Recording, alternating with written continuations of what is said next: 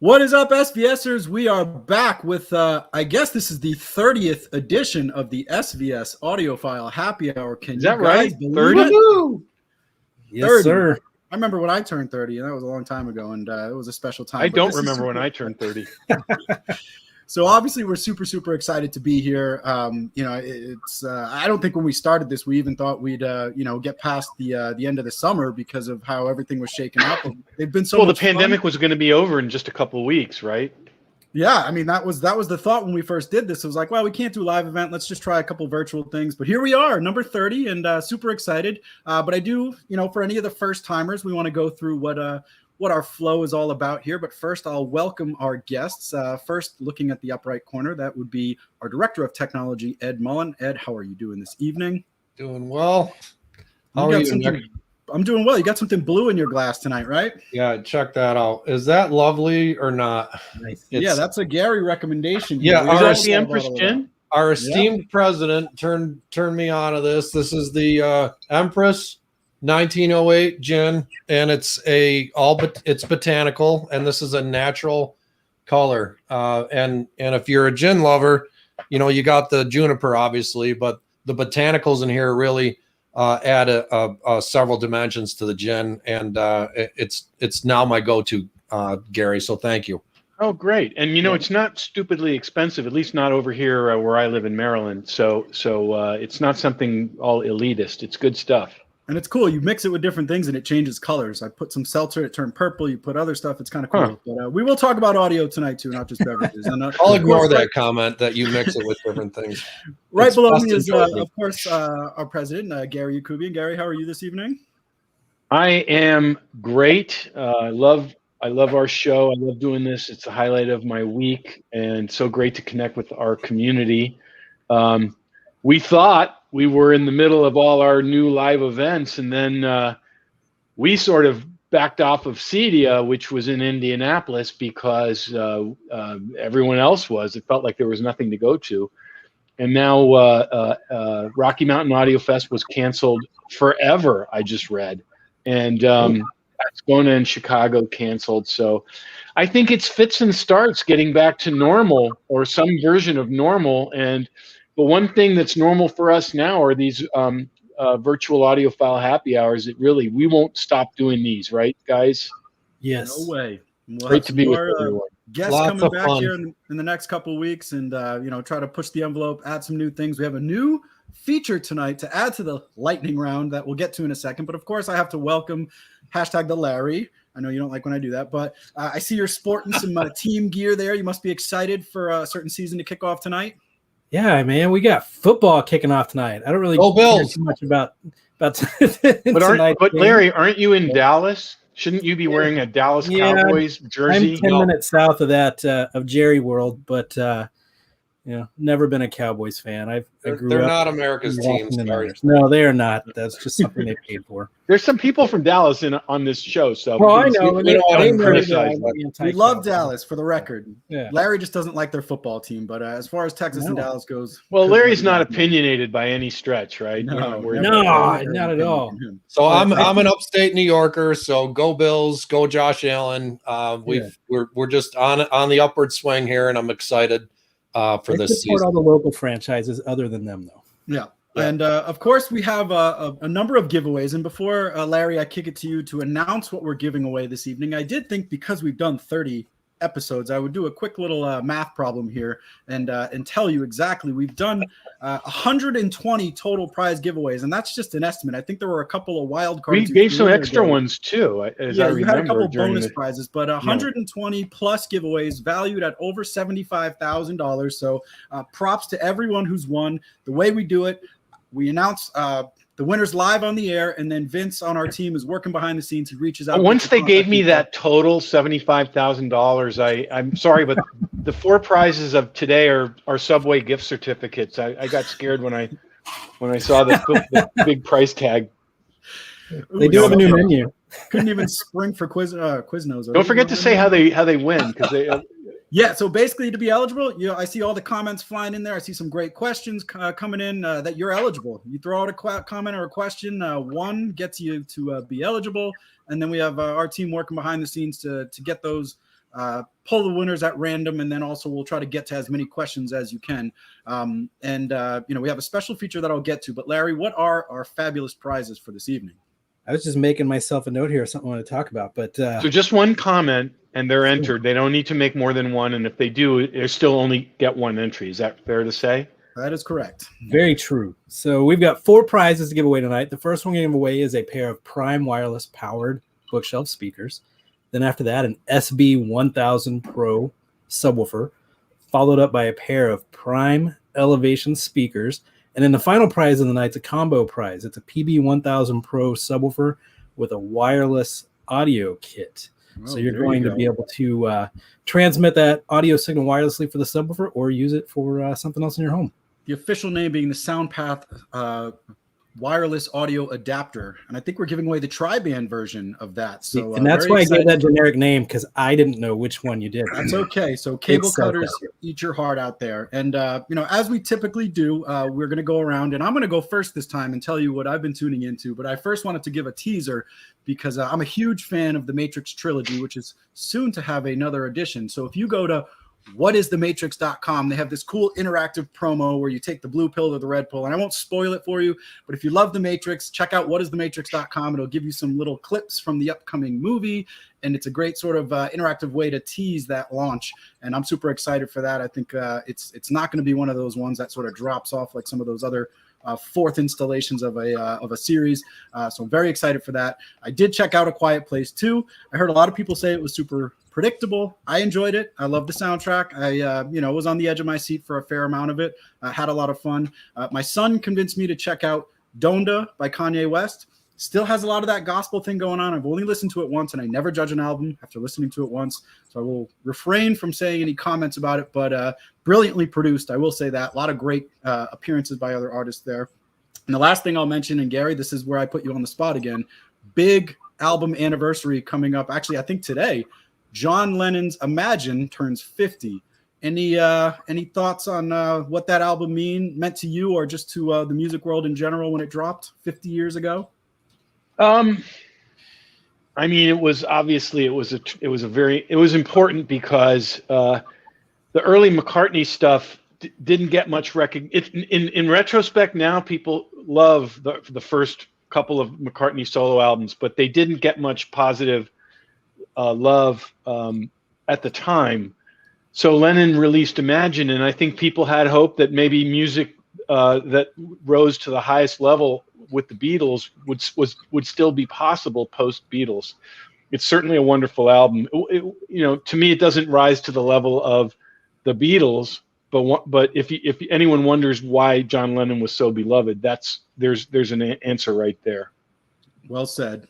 Ed, I'll kick it to you. What recommendations do you have for folks that may be looking for something to binge or listen to? Well, we've been spending some time in the reference theater now that it's up and running.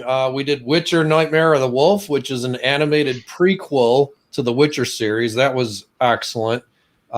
We watched Rise of the Black Swan, which is an action movie on Netflix. I thought that was fabulous if you're a fan of action movies. And we're currently watching the November Man with Pierce Brosnan. It's not a current movie, but it's a good action spy thriller. We're about halfway through that one. Good recommendations. Gary, I know I already put you on the spot, but what have you been checking out recently? So the 3Ks are releasing albums. I said that to my kids because they were like, "Who's the third K?" Because to them, Kendrick and Kanye are the 2Ks. I think Kanye's album is a big disappointment. Drake also dropped a new album.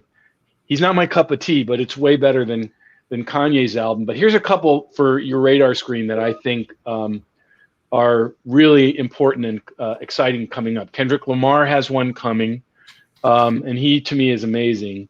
But just as exciting to me, Casey Musgraves is dropping tomorrow. And I've read just rave reviews of it. I guess she released it in advance to the press. So that's exciting.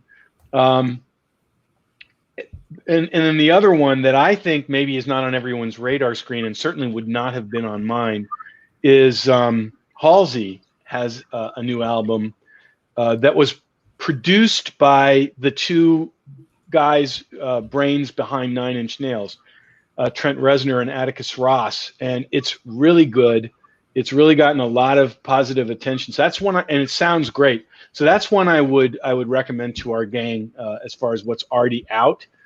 But my big exciting news, Nick, is I'm going to see my first live concerts, one on Saturday and one on Tuesday, and I couldn't be more excited.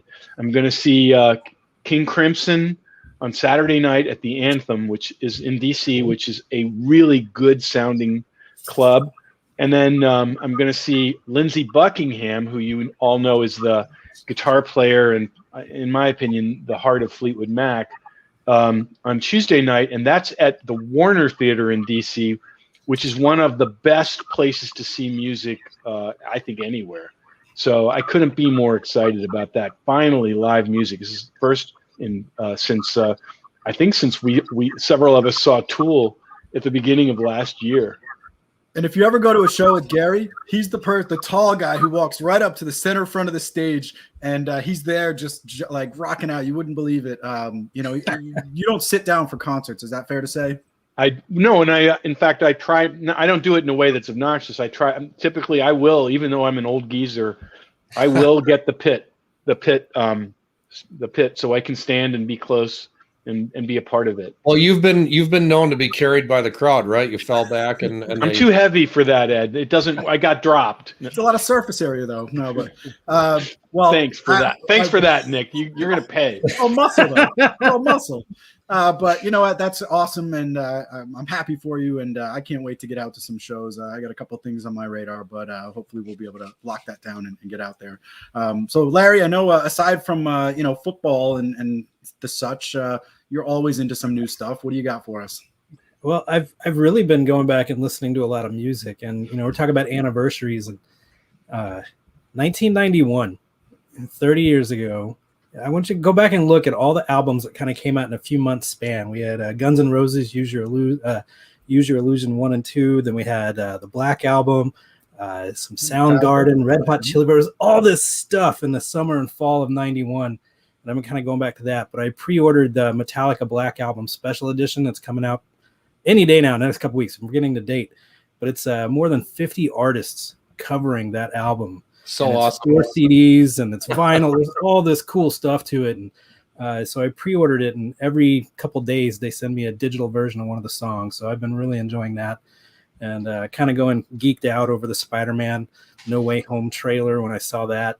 Was it last week? And now I'm stoked to go see the Matrix trailer once we're done here. So don't go to that website until we're done, guys. Okay. And I see a lot of great recommendations. People are also going out concerts. I think I saw Judas Priest there. Happy to hear they're still touring, and a lot of other great album suggestions. But you're right. 1991 was like a magical year for album releases. So I may have to put a little playlist together of all drops that happened roughly 30 years ago. Is that 30? Yeah, 30 years ago. Goodness. Yeah. In honor of our 30th show. So look at that. There we go. Full circle there. But we're doing something different, and I'm kind of framing this up as a back-to-school exercise. And we all remember the vocab tests we had back in the early days of our schooling. So we decided we wanted to dig deep into our knowledge of audio and define some glossary terms, because I think we throw out a lot of words and terminology that maybe we assume people understand what it means, but it helps you just sort of understand sound and basically audio technology in a way that makes it a little bit more intimate. In the sense that, it's easy to hear something and sort of react to it, but it's another thing to be able to describe what you're feeling to somebody or what you're hearing so they can understand what it's all about as well. So we have about 10 terms here, and I guess we should probably can we frame it up? What we found with you guys is most of the positive comments, and I know people commenting aren't necessarily fully representative of the folks who are tuning in, but when we give you guys information that you didn't know, we often see a lot of positive comments that it was helpful, and that's one of the main reasons. I know everyone likes to win the prizes, but that's one of the main reasons why people tune in. So we looked in the different comments, saw what people were either confused about or wanted definitions of, and we sort of made a list of words that we thought it would be fun, at least interesting and fun, and maybe helpful to everyone to define those words, because it helps you to appreciate great sound, to understand the different terminologies that we use to describe it. Very well said. And we'll try not to get too technical, but I think some of these, it actually helps extend the knowledge by giving a little bit more insight into it. But before we do that, we have a giveaway that is owed to the community. And our first prize is a Prime wireless powered speaker pair. And the winner of that fabulous prize is Ryan Slack. Congratulations, Ryan. We'll get your info, get that out to you. Yay, Ryan. Yeah. So there you go, Ryan. You'll be jamming out there. All right. So Gary, you told me not to assign anyone to this, so I'm just going to say the phrase, and I don't know if we go in any. Well, maybe I just thought it would be fun to be. We're pretty good at collaborating. Don't let me dictate. I got you. No, I got you. You're the host. I just want to make sure that there's no awkward silence here. So I'm just going to throw this out, and whoever raises their hand first, like in school, you can go first, although you don't really have to raise your hand. No way. And the first term will be soundstage / imaging, because I think these two are very tightly related. Soundstage. I could imaging. start that one. I think that's one that I think is really important. What we really are always shooting for with great sound is to basically create an experience where you feel like you're right there with the artist. If it's a musician, you're right there with the musician, or if it's a movie, what's going on screen is really happening right in front of you. So in order to create that feeling, you don't want the sound to seem as though it is coming from boxes. It needs to be coming from specific points in space between the speakers, sometimes behind and in front of the speakers, sometimes outside of the speakers. And that's what imaging is. Imaging or sound staging is creating that oral sense of a tapestry of sounds that corresponds to where the musicians are in the studio, or where the musicians are in the mix, or where the action is in the movie. Imaging means it's coming from specific points in space, in front of you, around you, but not from the boxes that are the speakers. And I'd add to that, from an experiential perspective, like there's sort of an aha moment when you get it locked in. It's like when you actually hear the soundstage and imaging like totally dialed in perfectly, it just becomes this different experience than maybe when you're standing off to the side and not in that sweet spot. So it's truly something that is a great judge of speakers, but also something from a stereo listening perspective that really stands out. A good track to demo that is Led Zepp, a Whole Lot of Love in high definition. In the middle of the song, there's some guitar riffs that if you have a pair of headphones on, it actually wraps around the back of your head. And a great set of loudspeakers with good imaging and soundstage, if it's set up correctly, will also do that. We had that experience with the Ultra Towers in a fully treated room, and sure enough, it wrapped around the back of our heads, and it was just 2 channels. So really a testament to the imaging of that speaker. Yeah, and just to say, go ahead, Larry. I'm sorry. I was going to say, my wife gets really annoyed with this, and I have my boys do this too. Whenever I'm setting up stuff in the house, whether it's new or rearranging, I have them come and sit down, and I don't tell them what I'm doing. I'm just like, tell me where you're hearing the sound come from. And it kind of blows them away when it's center point, or like Ed was just saying, there's a track I play and it's part of my demo list, Flicker Stick, All We Are Is Gone. And it does that exact same thing that Ed was talking about. You hear stuff throughout the room, but only if you've got it set up properly in a space, and it's unbelievable. But the rest of it, I think a corollary to this is what equipment contributes to that sense of a specific soundstage, precise imaging. And the answer is really all of it. But I guess most importantly, the speakers must be very precise in terms of their delivery of the sound. They must be accurate in terms of the speed of delivery, meaning you've got a tweeter that is moving as fast as 16,000 times a second, and they need to be in sync with each other in order to create a sound stage where the speakers in conjunction with each other are delivering the sound at the same moment, and they're in agreement with each other, they're consistent with each other, and that requires high quality performance, no resonance from the speakers, and really outstanding driver technology. But the truth is, the amplifier is important in imaging, the preamplifier, the source, all of them are. Room acoustics, that's a big one. Absolutely. And so, and the way you'll know is exactly what Larry said. I mean, we use a Bob Dylan track, which I've said, Man in the Long Black Coat. And if you use that track, you will hear Bob Dylan's voice suspended in space at a specific point in space directly between the two speakers. If you hear that voice coming from two boxes, you need to work on the sound so that it more sounds like it's coming from a specific point in space between the speakers.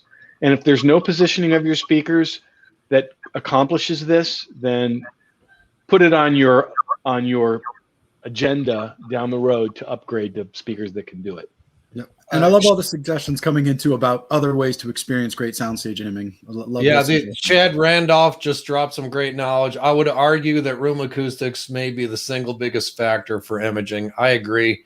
You can have, I listened to a $50,000 2-channel system that literally sounded horrible because the room acoustics were junk. So bad. And I actually helped this guy with room acoustics, treatments, panels, diffusers, bass traps, and we transformed that system, and now it's playing to its potential. So I agree 100%. All right, I think we got to move things along. We did a very comprehensive breakdown there of soundstage and imaging, but I think people enjoyed it. So next one will be dynamic range. Larry? Well, I always like describing this as the ability of your speakers and subwoofers to handle whatever you're going to throw out in regards to maybe going from the loudest possible moments to those soft whispers. And a movie that I always demoed was Pirates of the Caribbean back in the day, because there'd be this point in time where they're on a pirate ship and they're kind of whispering, trying to be quiet so they don't get discovered by other ships around. And then boom, there's just these massive explosion stuff. And I remember people not being able to discern the talking that occurred during some of the explosions or just before, because the speakers and the other equipment didn't have the dynamic range to handle going from the loudest points to the softest points or everything in between. And that's kind of a rudimentary way to look at it. But that's exactly the definition, Larry. I think it's that the system's ability to reproduce those musical peaks or dynamic peaks, cinematic peaks. I think that's the perfect description. And the subwoofer usually is the one that falls on its face if you don't have a good subwoofer, where something really dramatic happens in the LFE channel and the subwoofer is supposed to step up and create that shock wave and slam and impact and pressure through the room, and it doesn't, right? So the subwoofer compressed out the dynamics, and you're like, that was really kind of lame.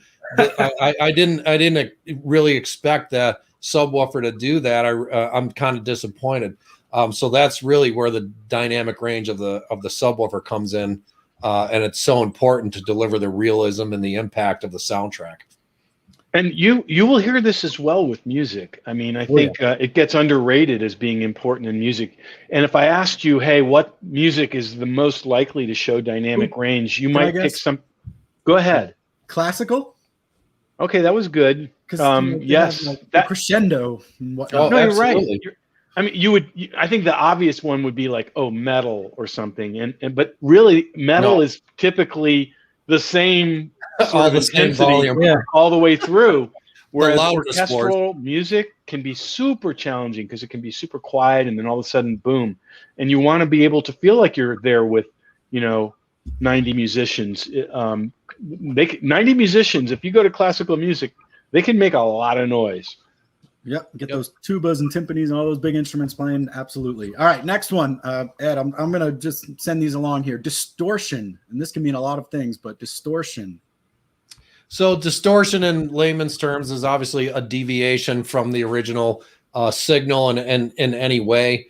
We look at harmonic distortion, intermodulation distortion. There's even, believe it or not, dynamic range compression is a form of distortion because you're compressing dynamics. So Ed, you're saying any way that what you hear doesn't correspond to what the source is yes, could be is a called form. distortion. Sure, I it's agree. I agree. That's a great. I was hoping someone would say deviation from the original waveform in Yep. any way, shape, or form. But typically, if we're talking about, like, say, harmonic distortion, the loudspeakers or the subwoofer are adding content that's not present in the signal, and sometimes it doesn't necessarily sound bad, but it just adds complexity and additional information that's not present. So that's probably the best way we would describe distortion. Now, if you're clipping your amplifier, that can sound very harsh and gritty and strident. So that's a very obvious form of distortion. Well, what's interesting, I think, is the kind of distortion that gets quoted as a spec is typically the kind that most people don't really hear. But the way you defined it, Ed, I completely sign on for that. That is exactly right. And I guess the point is you kind of have to listen for it, and to understand what's wrong. And don't necessarily just go by the specs. In fact, I said this last show, so I don't want to keep repeating myself, but tube amplifiers are notable because they are very high distortion measurably, but because the distortion occurs on what's called the even order harmonic, a more pleasing way to distort, people find the sound of tubes to be more pleasing, less fatiguing. Warm. Yeah. So I think Ed's definition is the right one, but you got to use your ears to determine what's really what is really the most accurate reproduction of the source. And just for anyone who might have joined a little bit later, what we're doing now is basically some glossary terms that relate to audio and music playback and just general system setup, so you'll understand just a little better about basically some of the topics that we like to dive into. And the next one sort of is a two-parter here, and that would be frequency response. And as part of that, we wanted to explain what a 3 decibel roll-off is, 3 dB roll-off. So frequency response and a 3 dB roll-off. I'm just going to throw that one up there. I'm going to start that one, but Ed or Larry, either one of them can do this. Frequency response is an abused spec, meaning I say that my speakers can go from 20 hertz to 20 hertz. Or there's a subwoofer that released right around the same time as our 3000 micro, I'm not naming names, that claimed frequency response to 12 hertz. And I can claim a frequency response anything I want. First of all, what is frequency response? We said we would define it. What it means is, does the speaker, subwoofer, reproduce the frequencies that are there in the content exactly as the content presented it to the product? Meaning, if I presented the speaker with a signal that was exactly flat from 20 hertz to 20 hertz, would the speaker be able to then play back that exact signal as it looks like? If you look at a graph, the graph would be a flat line from the lowest frequency to the highest. So, but anyone can claim that their product has 20,000 hertz of high frequencies or 12 hertz of low frequencies, as long as you don't have a 3 dB roll-off. This is really important. In other words, if the graph looks like Mount Everest, meaning there's in the middle there's a giant peak, but at the end, at the edges, it's all the way down to the bottom, it could still claim that those frequencies are there, but they're there in a very low proportion. Underrepresented way. Yeah, so we always quote our frequency response, as does, not just us, any responsible speaker designer, with a 3 dB roll-off. 3 dB is the first perceptible amount of meaning human perceptible amount of deviation from flat. So if we say our product goes to 20 hertz, we are saying it will go to 20 hertz before it starts rolling off and you can hear it, before you could hear the roll off. Yep. That's really, really important. if I just told you my product goes to 12 hertz, but I didn't tell you that you wouldn't hear those 12 hertz, I think you'd be a little mad at me. Ed, do you think I did that okay? I feel like I rambled too much. Yeah, well, you know, we expressed Complicated thing to explain. Like, say, if you're talking about a subwoofer, say it's, you know, 18 to 250 hertz, plus or minus 3 dB. So that means there's a 6 dB window in which that frequency response will exist between 18 hertz and 270 or 250 hertz, whatever the top end of the subwoofer is. So as long as it's existing within that window, it's going to sound accurate and represent and play back the frequencies accurately without undue coloration or distortion. And so that's the flatter the line and the tighter the tolerance, the more accurate the product will sound. And if you look at the frequency response charts that we put for subwoofers, they're very flat, which means the subwoofer will accurately reproduce all frequencies that are sent to it within its intended passband. Well, and that is, you know, we do that with speakers as well, but speakers are a little trickier only from the place that if a speaker's frequency response in an anechoic chamber is one thing. A speaker's frequency response, anechoic chamber meaning it's a controlled environment where no human could live in there because all the reflections are blocked out. It's a very spooky place to be. It is. As opposed to a calibrated listening room where the speaker is interacting with the room. Several people on the comments have said how important the room is. You're absolutely right. And we design our speakers so that they are negatively affected by the room they're in as little as possible. You know, the interesting thing when we design loudspeakers is we will shoot for a flat anechoic frequency response first, and then Gary and the team will voice the speaker in a real world environment. And we measure it in the room too. Right. And that's one of the reasons why we don't necessarily post the frequency response of our loudspeakers, because it reflects the voicing and the decisions we make into the final sound quality of that loudspeaker. So let's squeeze one more in before we do our next giveaway. And Larry, I am going to kick this one to you because it allows you to always mention your favorite movie demo, and I hope you know what I'm talking about. The next term will be infrasonic bass. Any particular home theater demos maybe? And share with us what your definition of infrasonic bass actually is. Well, that's the super deep stuff that typically goes, you know, sub 20 hertz bass. And that's the stuff you really don't hear anymore. You feel it. And there's quite a few movies and musical tracks that we like to demo. And the one you're baiting me for there is going to be the Ninja Turtles movie from 2014.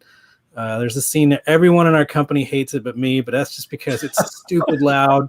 It's over the top. And anytime we do it, it upsets everyone that's around. It's chapter 16 in the movie, and I know it well. When the demo room is full, we ask Larry to put that on so we can clear it out for the next group. Yeah. I've seen it bring people in before too. Yeah, it brings people in. It does exactly. Yeah. It's crazy deep bass. So it's the bass that, you know, you don't hear it, but you absolutely feel it through your chest, through your toes, through your ears, everything. So we like that one. And then the most notorious one, you know, is Live, Die, Repeat. I'm just going Edge of Tomorrow. Edge of Tomorrow. You know, you play that at the beginning. I'll tell you, do not have your volume loud if you've never done it whenever you start that movie off, because it will absolutely destroy some products that are out there. And then I was getting into my phone trying to remember the name of the song, and it started. But it was a track I like to do during some of my crazier trainings just to pressurize a room and let some people feel it. And it's from the band Meat Beat Manifesto, and they do musical scores and all kinds of stuff. You might remember them from the 90s and stuff. They did some tracks, but there's a song called Chimie, Chimie, Du, Son, Son, and it's nuts. And I'll have 10-15 people in a treated audio room and just pressurize the hell out of the room. Sorry. And we've knocked bass traps off walls before with that one, and it's quite a bit of fun. I got a good one. Flight of the Phoenix, the remake with Dennis Quaid. The sandstorm scene where the plane's flying through the sandstorm. There's tons of content in the 13 to 18 hertz range, which is all infrasonic. And if you have a subwoofer that can go that deep, you literally feel the room buffeting, because that's what they're trying to convey. You can't hear it, but you can feel the pressure changes in the room. That's a great track for infrasonic bass. Cool. So just to to make the simple definition, infrasonic bass is below the threshold of audibility, which Larry said. And by the way, the term subsonic bass is also used, and I think it's been outed as not being a real thing, but I think it's fine. Call it subsonic, call it infrasonic. What you mean is below the threshold of what can be heard. Infrasonic is the more accurate term. Right. Subsonic refers to something that's below the speed of sound. So infrasonic, as Nick said, is the correct term. Supersonic. Even so, if somebody's going to say subsonic, you might as well know what they mean. And we'll let it roll. We won't call them out. It's time for a giveaway. It is time for giveaway, and on the topic of infrasonic frequencies, we are giving away our most affordable subwoofer that can hit below 20 hertz. That would be the multiple award-winning SB-1000 Pro, and our winner of that awesome subwoofer is Austin Johnson. Congratulations, Austin! Awesome. You're going to be pumping out some infrasonic frequencies here in the next few days once that subwoofer arrives. And Larry, what was the name of that song again that you spelled out? Chimmy Duson, and I'm probably not saying it right, but there you go, Austin. It sounds like something on my takeout menu, frankly. And it's like just industrial, crazy EDM rock. All right, this next one, Gary, and this is taking longer than I thought, but I see a lot of great comments, and actually saw this term come up as. Well, let's ask them. Are you guys enjoying our defining of these audio terms? Is this helpful to everybody? I saw some positive comments. We're reading the comments as you go. This next one was actually suggested. Yeah. So, and I want to throw this one to you, Gary, because we wrote a blog about this one together one time, and I thought maybe this would be a good one for you to kick off on, and that is room gain. Can you define what room gain is? Yeah, I will, but I'm going to pass it to Ed too, because he's really good at clarifying it in a way that keeps me on the engineering straight and narrow. But basically, room gain is you measure a subwoofer outside. You don't measure it in a room. Ed literally can't measure subwoofers in the winter because he's in Rochester, New York, where it gets too cold. And 6 feet of snow outside. Right. But that's because a 30 hertz bass wave is how long, Ed? Like 35 feet or something like that. 35 feet long. So he has to go outside to measure it. But the reality is we're not listening to our subwoofers outside, are we? We're listening to them in the room. And room gain is the way that the room enhances the performance of the subwoofer in terms of what you perceive. It's a really powerful thing. The good thing about room gain is it takes a sealed box subwoofer and makes it perceptually output more than it would have outdoors. That's the good news. The bad news is that room gain can exaggerate some frequencies at the expense of others. So to Ed's definition of distortion, it might not be accurate. What we have done, and I credit Ed, who's very deeply involved in the design of our subwoofers, Smith, and others that you guys haven't met. We do acoustically tuned room gain in our subwoofers. It's an extremely sophisticated process, takes place entirely in the digital realm. And what it means is our sealed box subwoofers particularly benefit from the enhancement of room gain, meaning more bass than you would ever expect from a cabinet that size, but accurately, not exaggerating the wrong frequencies. And it's really part of the SVS secret sauce. So James Voza actually asked a great question. Is room gain only present for sealed subwoofers? Ed, what do you think? Room gain is always present. It's a function of the room size and the room dimensions and the frequency at which the room no longer supports standing waves and transitions to a pressure zone. And I'm not going to get any more technical than that, but below that frequency, the room will actually start adding bass. It'll start augmenting the bass response. So the way we design our sealed subwoofers is the roll-off slope of our sealed subwoofer is essentially the inverse of the room gain transfer function. So the sealed sub takes great advantage of room gain, and the result, as Gary said, is really deep extension and way more output than you would ever suspect once the subwoofer is placed in a smaller enclosed room with a lot of room gain. It's shocking, actually. I have seen our sealed subs measure flat to 8 to 9 hertz in room because the room is adding so much gain down low. So that's really probably the best way to think about how room gain works. But there's a person in the comments who asked a really great question. He or she asked, it flew by so fast I wasn't sure if it was a male or female, but is room gain good or bad? It's great question. It's great for a sealed subwoofer.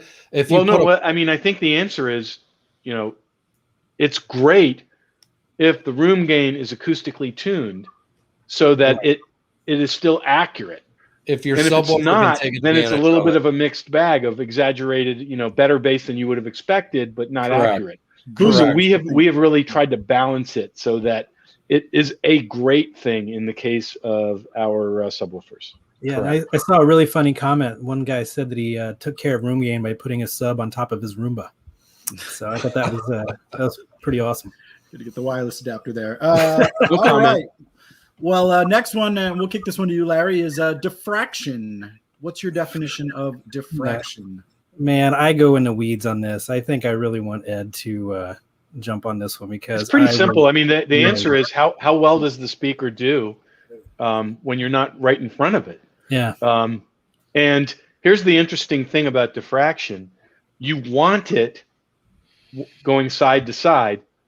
You don't want it going up and down. And so we work hard to make sure that if you're not sitting directly in front of the speaker, if you're not sitting in the quote unquote sweet spot, that the speaker will still sound great and that the frequency response will be what it would have been if you were directly in front of the speaker.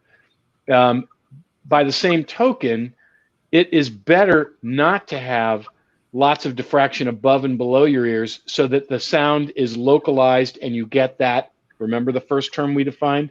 Soundstage. Yeah. And you really get that. It really points itself out in particular with the center channel and people that are either sitting directly in front of it or off to the side. You'll hear us use the term lobing when it comes direct, where there really isn't much imaging coming from it, where a speaker is really very much directional and stuff. So if your speaker doesn't articulate audio outward, then it can be harmful to your system too.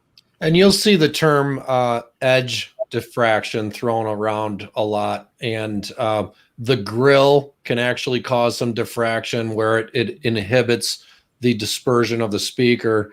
A great way to think of it, if you have your center channel on a table and you push the center channel backwards so there's actually a flat surface in front of it, like the front of the entertainment center, the center channel will bounce off that surface and cause some diffraction, which is a scattering of the frequencies and a disturbance of the frequency response. So edge diffraction is often associated with the speaker placed too far back in the room or the center channel placed too far back into an entertainment center, and you're actually getting the edges around the speaker to distort the sound by bouncing those frequencies around.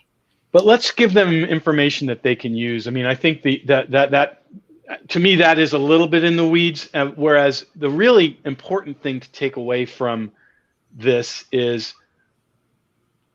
if your speaker sounds great when you're directly in front of it, where it's aiming right at you, that's great.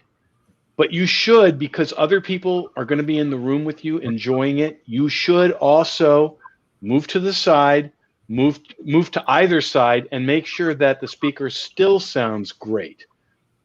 Because you're not always going to be maybe you will always be all alone listening.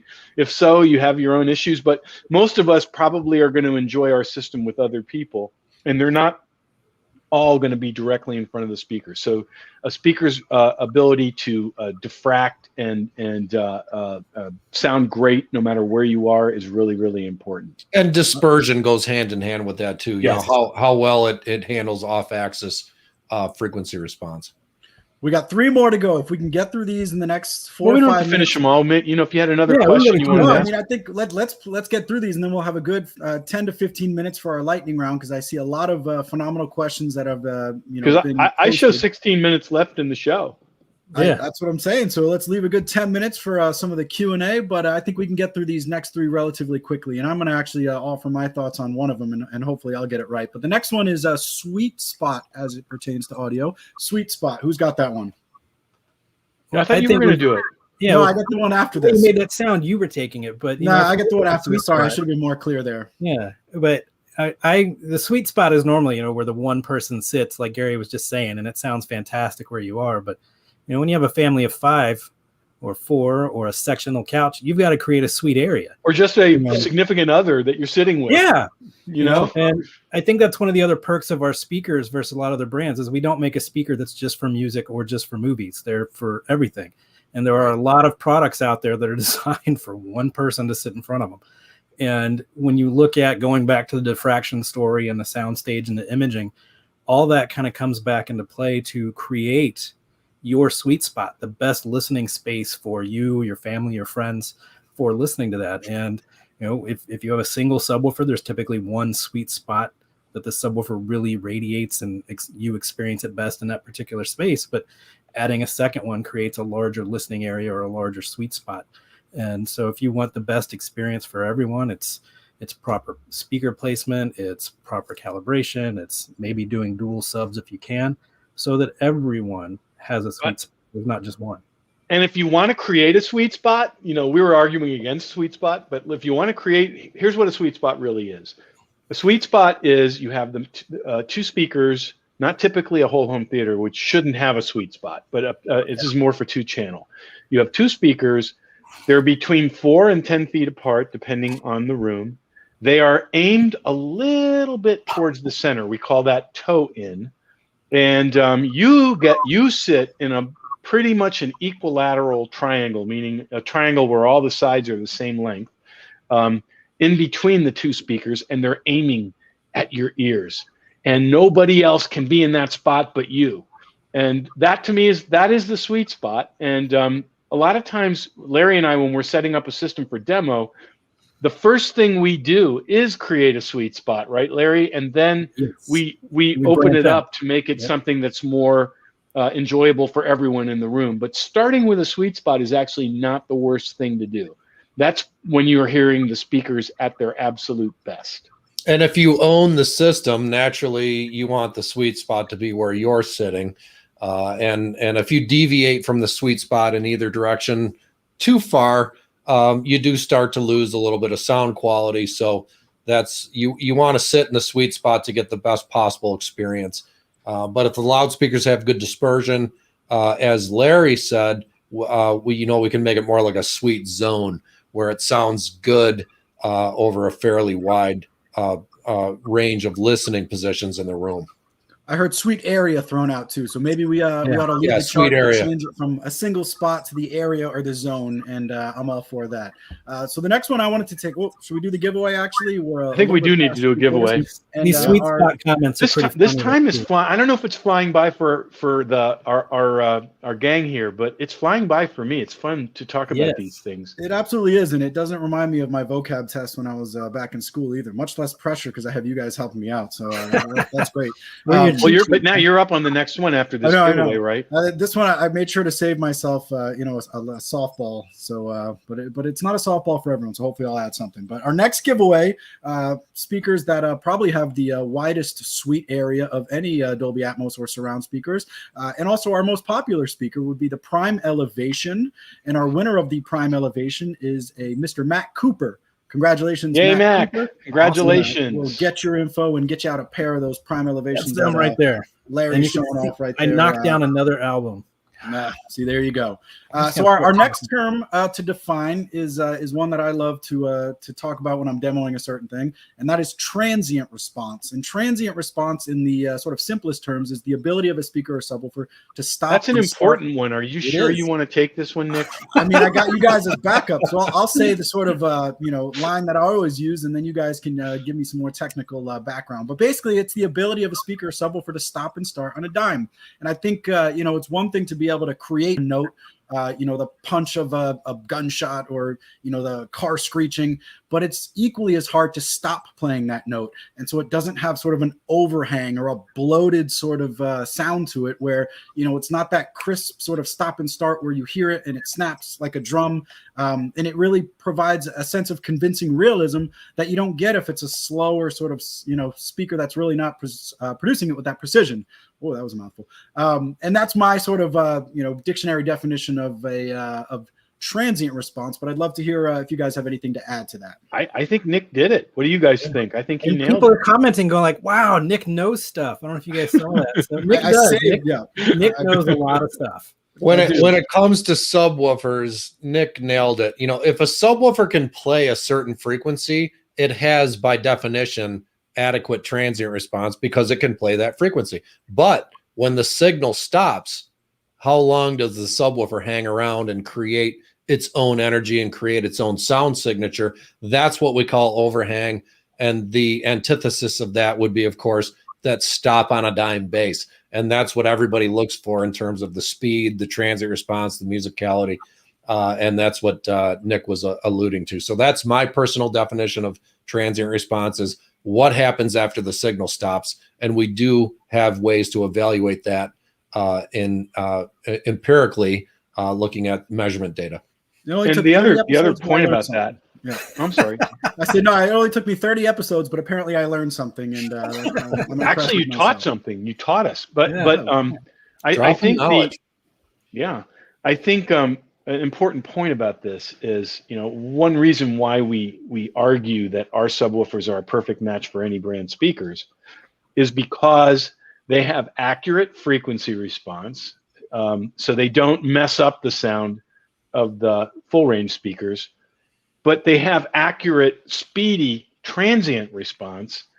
And the benefit there is they can keep up with any speakers.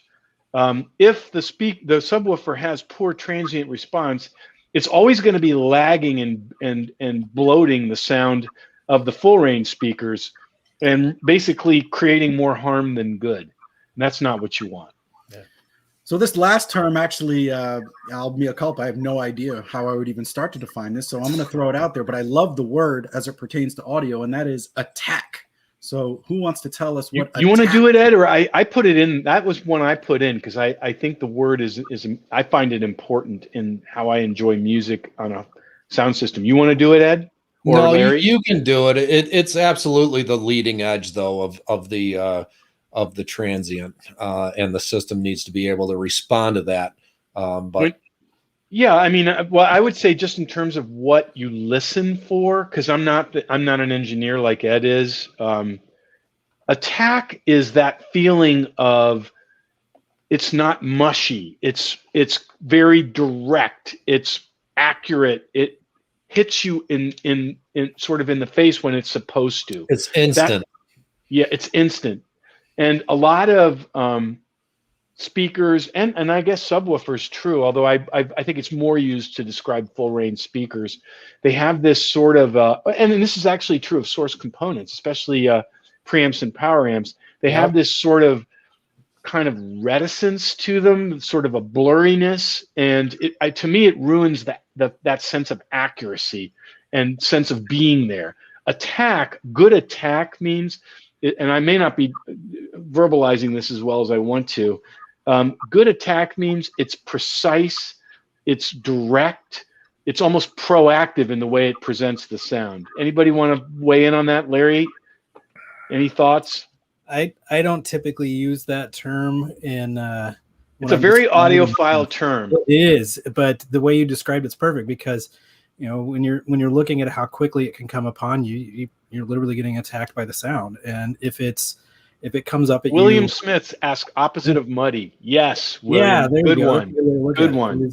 How quickly it comes upon. It goes back to the dynamic range of a product, and just like like Ed was saying, the transient response. It's that immediate kick in where it's going to wake you up and let you know, hey, I'm here and we're gonna party.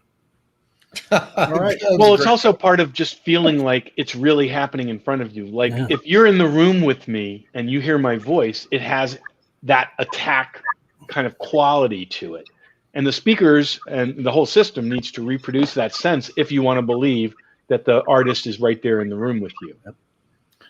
Well, we have about 5 minutes left for our Q&A here, and so I think we can toss in a couple questions before we round things out. Although I did want to say you guys all earned 100 on your vocab test today. No slip-ups there, so congratulations for that.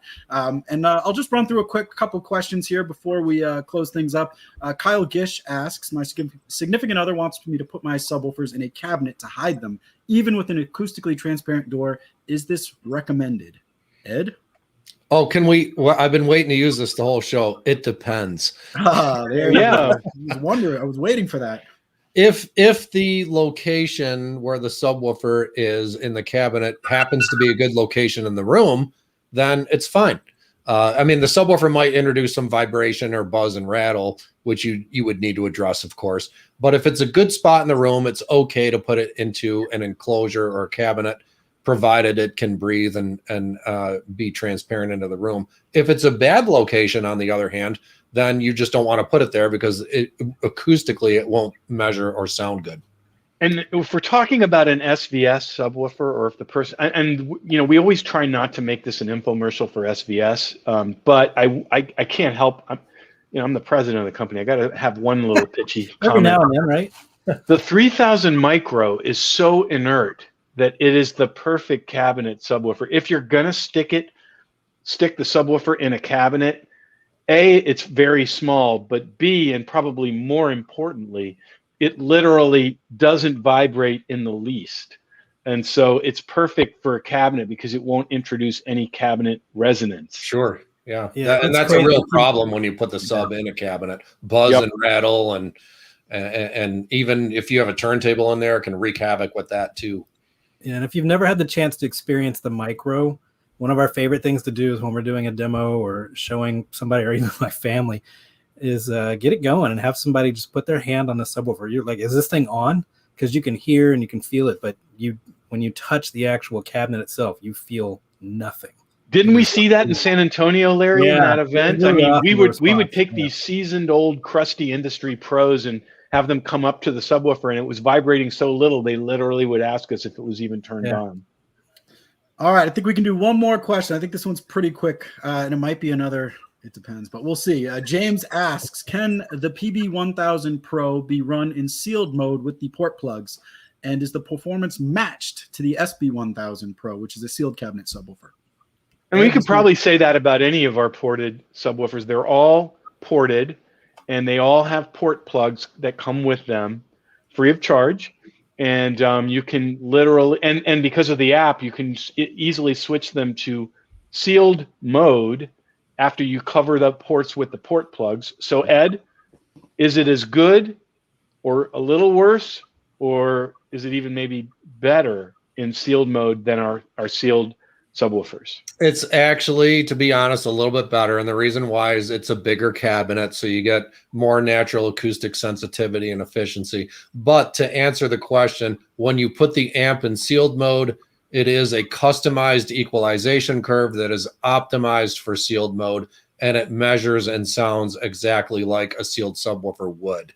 So yes, you do get that flexibility with the. So it's like if you buy a ported SVS subwoofer, it's either a ported or a sealed subwoofer at your option. Yeah, it's like buying two subwoofers in one.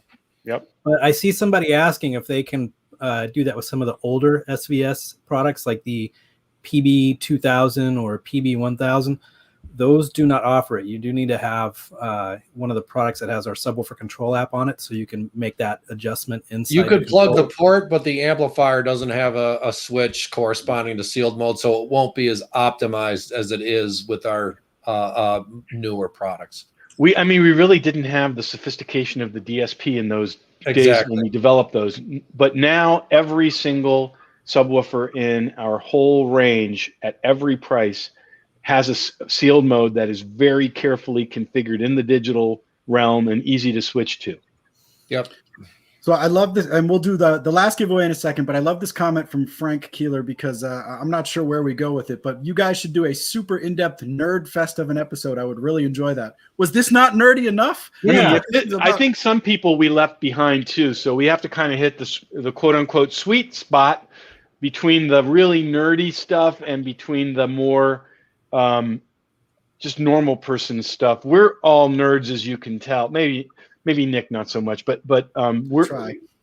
You have your nerdy side, but I think we want to make sure that we're appealing to the whole SVS community. So it's a balance. Well, I could just put Ed on here for an hour, and I'm good for the nerd session. I like geeking out. Let's geek out for an hour. And Frank, you're after our hearts, so don't feel bad about that comment. We're always bringing the nerdery as much as we can. And I did see somebody reference the little sign here behind my shoulder, so I hope I don't get in trouble about this. Is a super secret product development project we have going on right now. So I'll say SVS plaques. Should we do them? Should we do SVS plaques, guys? Yep. Yeah, you can hang them on the wall. These aren't the final project, but we have a couple versions we're kicking around, so nothing to announce yet. But I figured we'd throw a little Easter egg back there and let you guys see it there. But more details on that coming soon.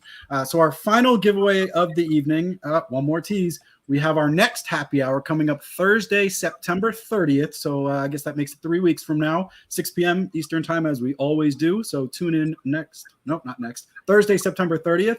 And we'll have lots more geekery and nerdery to share then.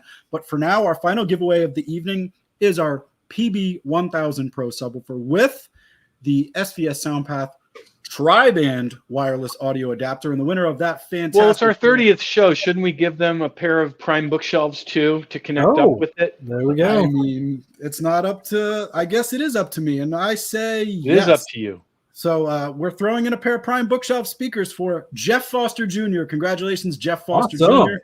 You just won a rock solid prize there and brought our total prize giveaways up to about $80,000. So congratulations to all. Should we give him a Subway gift card too? That would be give him a plaque. Give him a prototype here.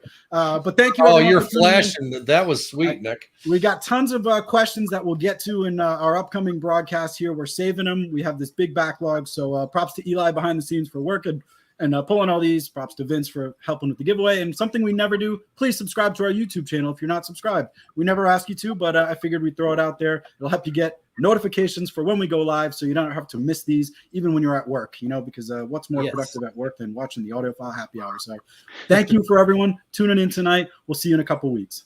Thanks, everybody. Yeah,